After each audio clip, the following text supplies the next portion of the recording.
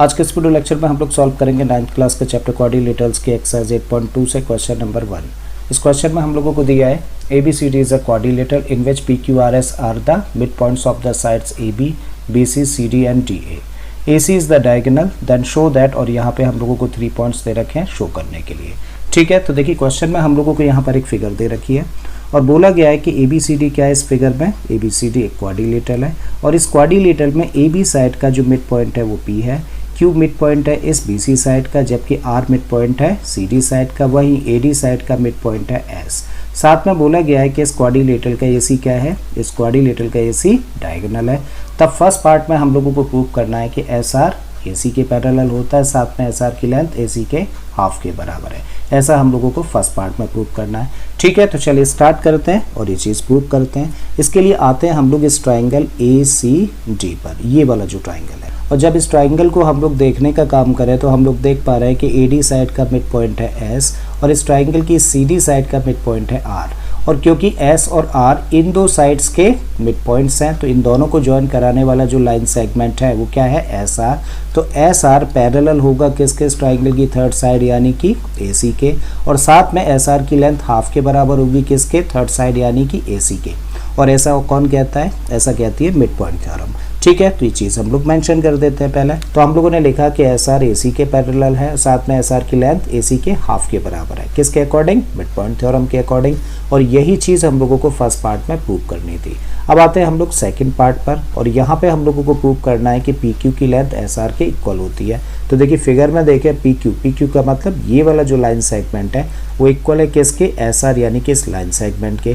और ये चीज़ प्रूव करने के लिए अब हम लोग आ जाते हैं देखिए इस ट्राइंगल पर। कौन सा ट्राइंगल, ट्राइंगल ABC, करेक्ट है। तो जब इस ट्राइंगल ABC को हम लोग देखें तो AB साइड का मिड पॉइंट है P, जबकि इस BC साइड का मिड पॉइंट है Q, और इन दोनों मिड पॉइंट्स को ज्वाइन कराने वाला लाइन सेगमेंट है PQ। तो ये लाइन सेगमेंट थर्ड साइड यानी कि AC के पैरेलल होगा, साथ में इस लाइन सेगमेंट की लेंथ थर्ड साइड की लेंथ के हाफ के बराबर होगी। इस पॉइंट को भी मेंशन कर देते हैं, और ये किसकी वजह से, मिड पॉइंट थ्योरम की वजह से। तो हम लोगों ने लिखा कि PQ AC के पैरेलल है, साथ में PQ की लेंथ AC के हाफ के बराबर है। और ये भी इंपॉर्टेंट पॉइंट है तो इसको मान लेते हैं इक्वेशन नंबर 2, किसके बेसिस पर, MPT के बेसिस पर। ठीक है, MPT का मतलब मिड पॉइंट थ्योरम, राइट। और अब हम लोगों के सामने देखिए दो स्टेटमेंट्स तैयार होते हैं। पहली ये है इक्वेशन, जबकि दूसरी इक्वेशन या स्टेटमेंट ये है। और जब हम लोग इन दो स्टेटमेंट्स को एक साथ देखने का काम करें तो हम लोग यहाँ पे देखें तो यहाँ हम लोगों ने लिखा है कि SR AC के हाफ के इक्वल है, जबकि PQ भी AC के हाफ के इक्वल है। कभी भी जब दो इक्वेशंस हम लोगों के सामने हों और उन दो इक्वेशंस की एक साइड अगर इक्वल है, तो देखिए इक्वल है ना, राइट हैंड साइड इन दोनों इक्वेशंस की, तो जब एक साइड इक्वल है तो दूसरी साइड्स भी कैसी होंगी, इक्वल होंगी, राइट। इसका मतलब ये PQ किसके इक्वल हुआ, SR के इक्वल हुआ, करेक्ट है। क्यों हुआ, क्योंकि इन दो इक्वेशंस की एक साइड यानी कि राइट हैंड साइड आपस में इक्वल है, तो लेफ्ट हैंड साइड्स भी आपस में इक्वल होंगी। तो अब हम लोग लिखें बाय इक्वेशन नंबर 1 एंड 2 क्या बोला जा सकता है कि भाई SR किसके इक्वल है, PQ के इक्वल है, या PQ SR के इक्वल है। यही चीज़ हम लोगों को प्रूव करनी थी दूसरे पार्ट में। अब क्वेश्चन के थर्ड पार्ट पर हम लोग आए तो यहाँ पे हम लोगों को प्रूव करना है कि PQRS is a parallelogram. PQRS क्या है, अपने आप में एक पैरेललोग्राम है, ऐसा हम लोगों को प्रूव करना है, करेक्ट है। तो अब देखिए फिर से हम लोग इन दो इक्वेशंस पर आए, और जब इन दो इक्वेशंस पर आए तो फिर से इसी स्टेटमेंट के बेसिस पे हम लोग क्या कह सकते हैं, फ्रॉम इक्वेशन नंबर 1 एंड 2। एक बार चलिए लिख देता हूँ, अगेन थर्ड पार्ट हम लोग कर रहे हैं। ये हम लोगों ने सेकंड पार्ट के लिए एक्सरसाइज यहाँ से स्टार्ट करी और ये हम लोगों का फर्स्ट पार्ट था। ठीक है, तो थर्ड पार्ट के लिए हम लोग फिर से लिख रहे हैं क्या, बाई इक्वेशन नंबर 1 एंड 2। क्या लिख सकते हैं, यहाँ से तो लिख सकते हैं कि PQ SR के इक्वल है, और यहाँ देखिए क्या है, SR is parallel to AC और PQ is parallel to AC। मतलब SR जो ये लाइन सेगमेंट है वो AC के पैरेलल है, साथ में AC के पैरेलल कौन है, PQ भी है। इसका मतलब SR और PQ भी आपस में कैसे हो गए, पैरेलल हो गए। या फिर ऐसा समझ सकते हैं, एक इक्वेशन की अगर एक साइड इक्वल है तो दूसरी साइड भी कैसी होती है, इक्वल। और यहाँ तो पैरेलल की बात करी जा रही है ना।